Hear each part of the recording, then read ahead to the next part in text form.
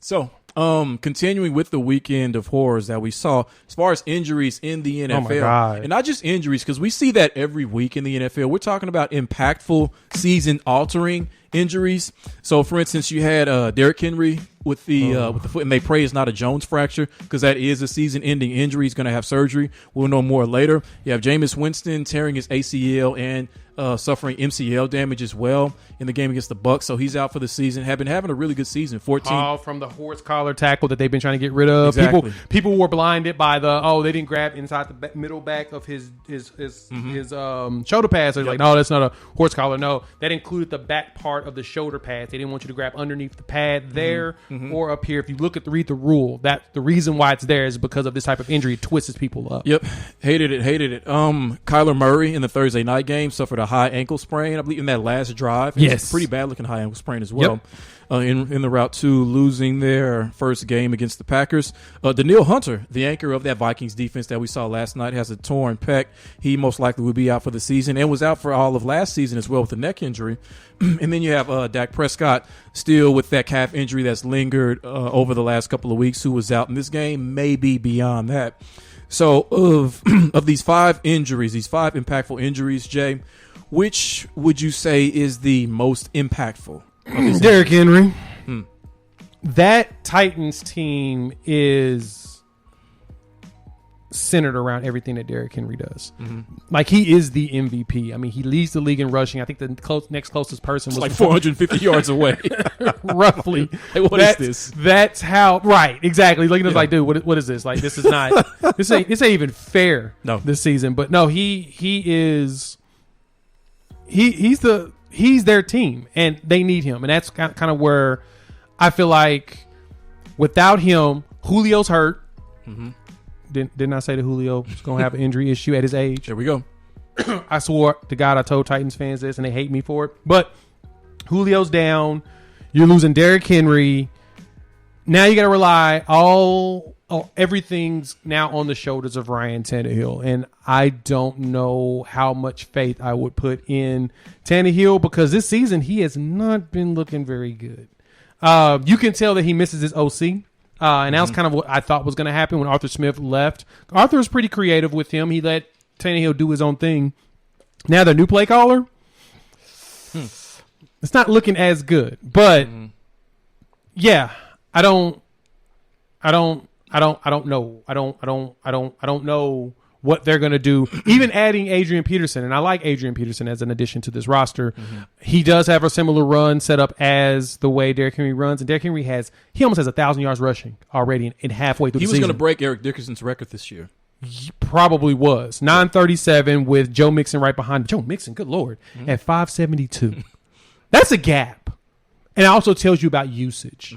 That's a high usage percentage. I think he touches the ball 96% of the time on the field or something like that. It's crazy. That's absurd when I saw that stat. But anyway, if all of them, Derrick Henry, I think he's the most significant. What you got?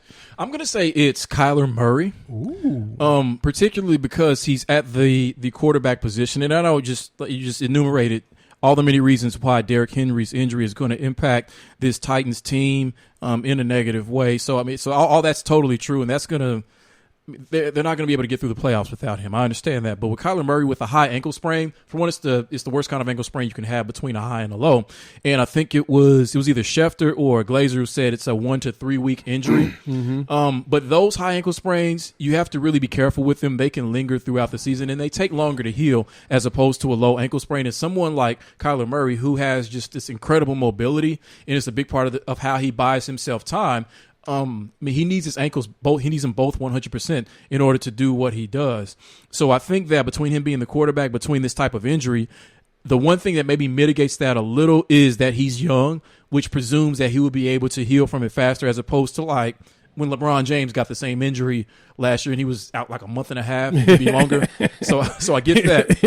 he was gone. But I think particularly with them losing J.J. Watt, I mean, anywhere J.J. Watt goes, he immediately becomes the leader and the alpha dog in that locker room or on that defense. So losing him, and if you'll notice, Chandler Jones played in this game against the Packers, but you wouldn't have noticed it because he didn't do anything. Nope. Because that shows you the impact, the intangible impact that missing J.J. Watt has. So since you're missing him, you needed Kyler Murray out there to help make up for that, and now he's not going to be out there for a few weeks. You only have one loss. You're still a playoff team. You're still good, but I think that the health of his ankle, the effects of that is going to reverberate throughout the rest of the season, just like his shoulder injury last year did. He came back, but he was never the same, and that's a big part of the reason why they didn't go further after a blazing start in September and October. So I see the exact same thing happening. That was my biggest concern with Arizona, was that Kyler health is it's a cause of concern. He hasn't stayed healthy, like you said. He hurt it. His shoulder was sore this year.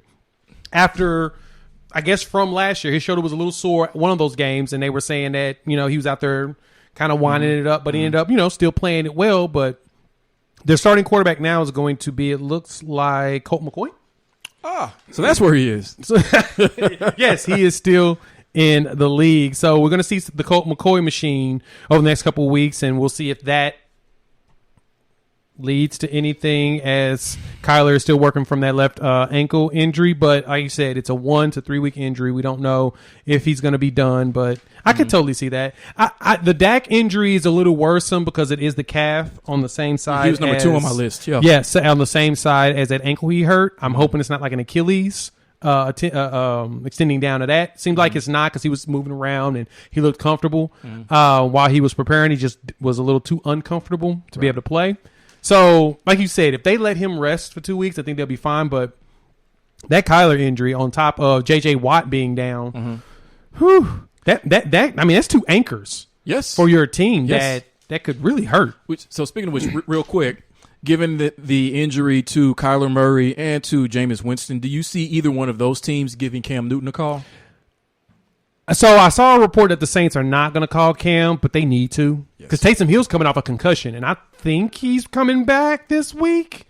But that doesn't guarantee that you're going to want to start Taysom Hill every week without, because Jameis is done. And they had Trevor Siemian in there. He played good. He played well enough to win this game. Very good. He was good. And to be absolutely honest, Siemian's probably their best option. He's kind of like he's got like a Drew Brees type setup. His throws reminded me of Drew Brees.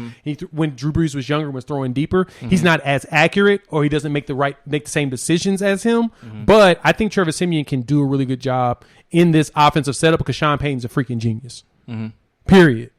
He's a genius. Yeah, and Sean Payton needs more credit with how this team has played against the Tom Brady Bucks these last couple of seasons. I mean, he is really good. He's a really underrated coach. He is very much underrated. So we'll see what happened with the Saints. I'm sad. I'm really sad for Jameis. I was loving the Jameis revenge tour. I was having a blast watching 14 touchdowns, I think 3 picks, something like that. Yes, he was playing good. He wasn't putting out the yards to get into the season, but I think that was more so them trying to figure out how they want to run the offense. At the same time, who's their receivers?